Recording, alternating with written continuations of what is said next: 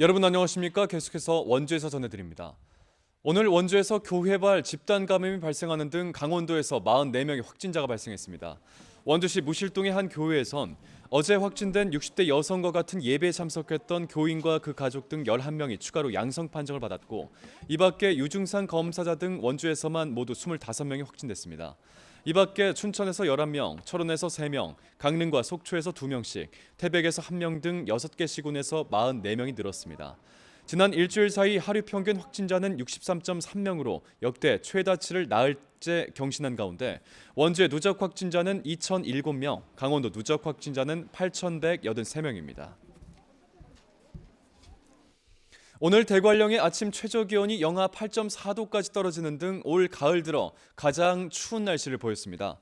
낮 최고 기온도 원주가 2.1도, 횡성이 3.2도, 영월이 2.9도, 평창 2.8도 등 2, 3도 안팎에 머물면서 한낮에도 추위가 이어졌습니다.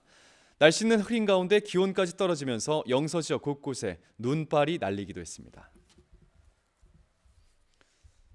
영월 지역 청년들의 취업과 창업을 지원하는 청년 일자리 교류센터가 문을 열었습니다.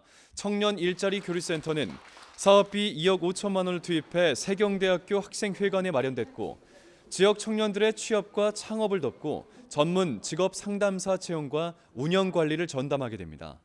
VR 면접실과 온라인 면접실을 갖춰 취업에 실질적인 도움을 제공하고 임대 사무실을 마련해 자본이 부족한 청년들의 창업까지 지원할 계획입니다.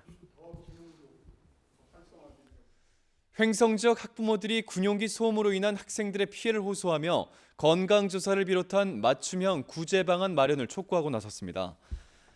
횡성군 학교운영위원장 협의회, 횡성군 학부모 연합회는 성명을 통해 군용기 소음의 가장 큰 피해자는 아이들이라고 지적하며 국방부와 횡성군 교육당국은 아이들을 위한 맞춤형 피해 구제 방법을 구체적이고 전문적으로 마련하라고 촉구했습니다. 이들 단체는 조만간 도교육청을 방문해 군 소음 피해 해결을 위한 지원에 나서줄 것을 요청할 계획입니다. 국립공원공단이 위드 코로나19 속에 국립공원을 찾는 탐방객들의 안전과 쾌적한 탐방을 위해 혼잡도 안내 서비스를 시작했습니다.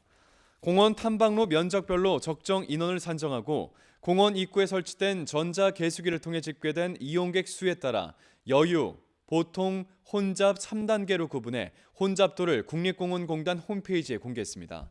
올해는 치악산, 설악산, 태백산 등 8개 국립공원을 대상으로 서비스가 시작되고 내년까지 전국 21개 국립공원까지 확대될 계획입니다.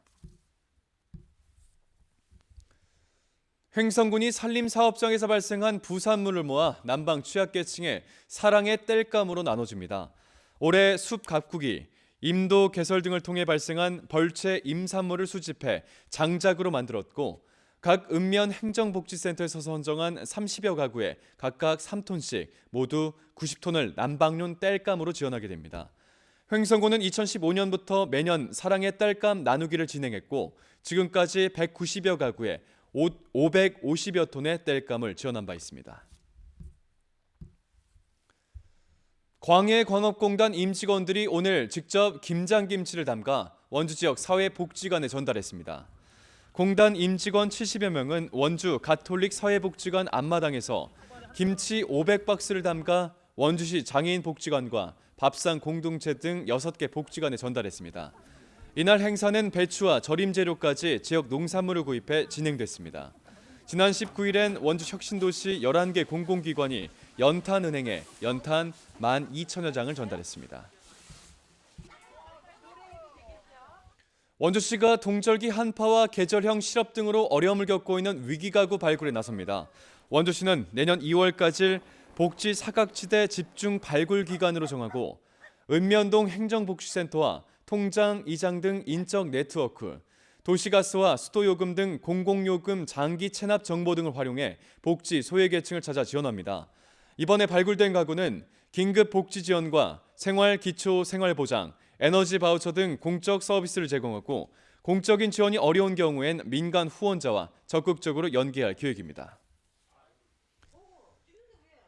뉴스를 마칩니다. 고맙습니다.